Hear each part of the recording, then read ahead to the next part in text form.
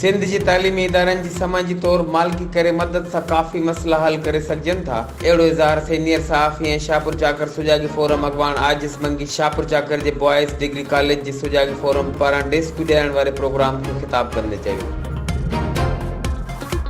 हिन जो वधीक चवणो त असांखे पंहिंजा तालीमी इदारा सरकारी रहम करम ते भाड़नि बदिरां पंहिंजी मदद पाण ते मालिकी करे घुरिबा ज़रूरतूं पूरियूं करण लाइ वस वारे धुरनि ते रसाई करे मदद करे सघिजे थी। डेस्कू ॾियण वारी असांजी हिकु नंढड़ी कोशिशि कई आहे जंहिंमें कामयाबु थियासीं। ईअं ई समाज जे ॿियनि मुखीर माण्हुनि जी तालीमी इदारनि खे पंहिंजो सम्झी मदद करणु घुरिजे। हुन मौक़े ते बॉयज़ कॉलेज जे प्रिंसिपल अमर लगारी पंहिंजी तकरीर में चयो त असां वटि फर्नीचर ऐं स्टाफ जी खोट समेत खोड़ मुश्किलातूं ऐं ज़रूरतूं आहिनि। शागिर्द वॾी उमेद सां तालीम जे हासिलात लाइ हिते अचनि था ऐं असांजी हर मुमकिन कोशिश उन्हनि खे तालीम जे ज़ेवर सां आरास्ता करण जी हूंदी आहे।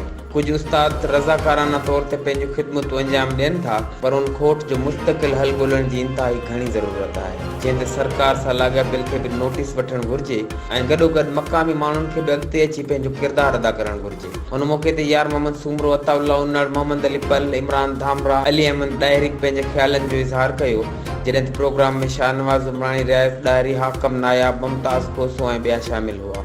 कॉलेज इंतज़ामिया सुजागी फोरम जे दोस्तनि जा थोरा मञा। Ali Jafri Solanki, HRJDA news, Hyderabad.